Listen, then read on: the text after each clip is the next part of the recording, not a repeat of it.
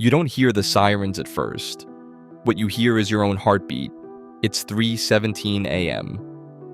The glow of 3 monitors paints your apartment in a sick, aquarium blue light. Your code is still running.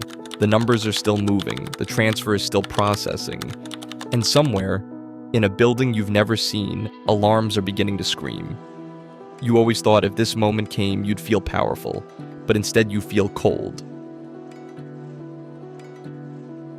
You grew up in a house where the lights flickered because the bill wasn't paid, where your mom learned to stretch a can of soup into dinner for 4, where your dad said, "Maybe next month," so many times it became a family slogan. You didn't have much, but you had a computer, a secondhand relic someone left on the curb, beige plastic, sticky keys, a cracked screen that hummed like it was angry to be alive, but you loved it anyway. While other kids learned how to throw punches, you learned how to break passwords. While they dreamed about cars, you dreamed about code. Clean, obedient, predictable code.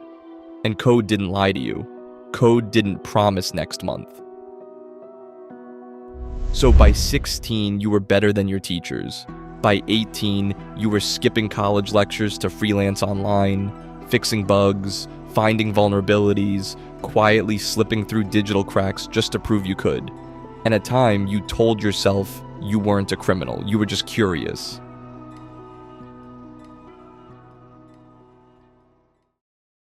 So one night you find this loophole which wasn't supposed to exist. You found it by accident, an API misconfiguration buried inside a mid-tier regional bank's transaction validation system, a tiny flaw in how it verified internal transfers. If you manipulated the timestamp packets just right, you could trigger duplicate ledger entries before reconciliation. So, in simple terms, you could make money appear.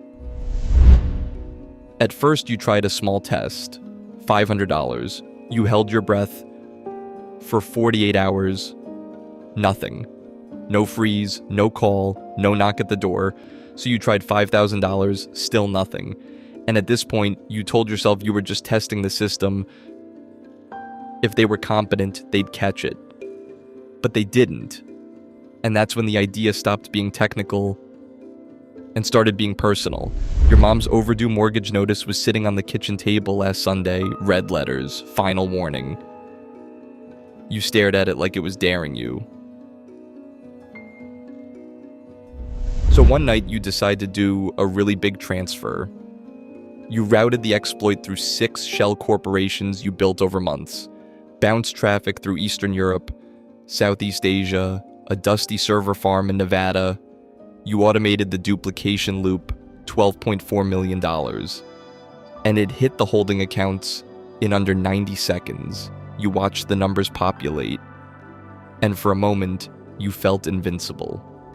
You paid off your parents' house anonymously the next morning, cleared their debts, sent your sister money for med school through an anonymous scholarship foundation.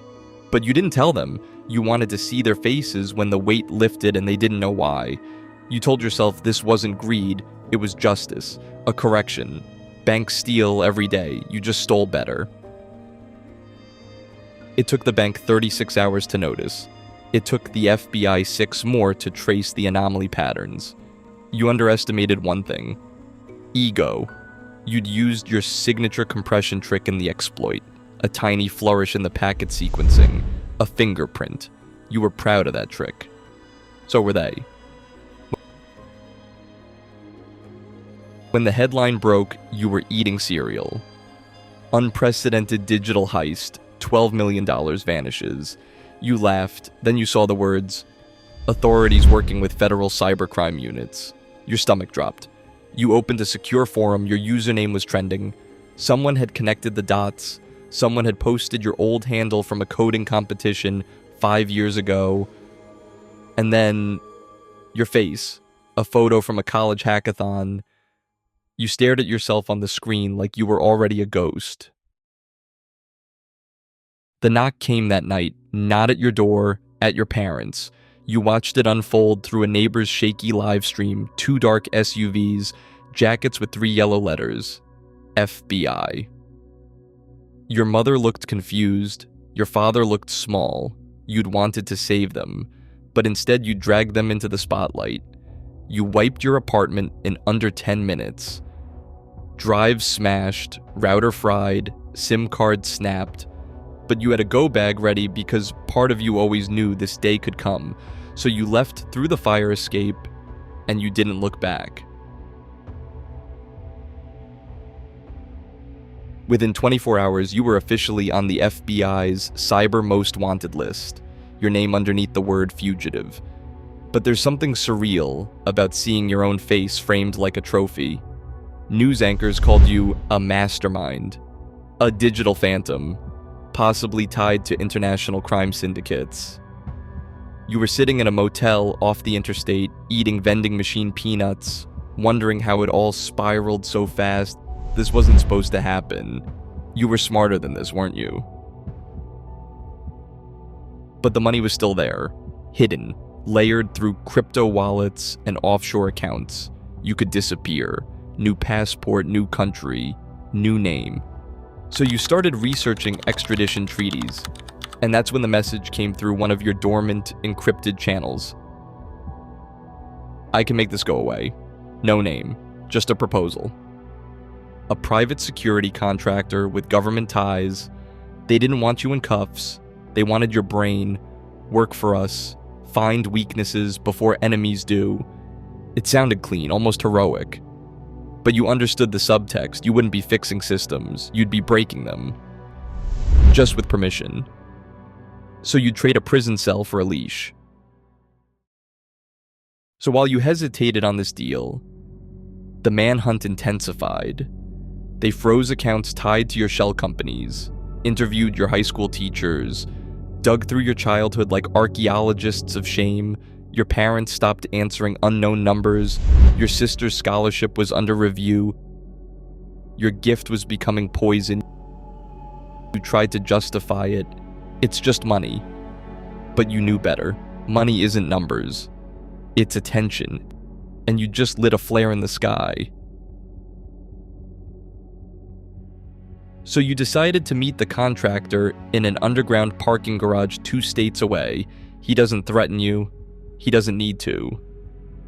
He slides a folder across the hood of a black sedan. Inside, a deal. Reduced charges, sealed records, a new identity. In exchange, 10 years. 10 years of sanctioned intrusion. You imagine prison bars. Then you imagine your mom losing the house again. And choice feels like an illusion. So publicly the story changes. Suspect in custody. Investigation ongoing. Then silence. Your name fades from headlines. But you don't go home. You move to a secured facility where windows don't open and phones don't leave rooms. You hack foreign banks now. Hostile networks, political targets. You tell yourself it's different, you're on the right side. But the code feels the same. The loopholes feel the same. The rush feels the same. Only now you don't keep the money, you keep the guilt. So now, years have passed. Your family lives comfortably, never knowing the full truth. They think you work in cybersecurity. They're proud, you watch them from a distance. You can't visit often, you can't explain, you saved them, but you lost your freedom.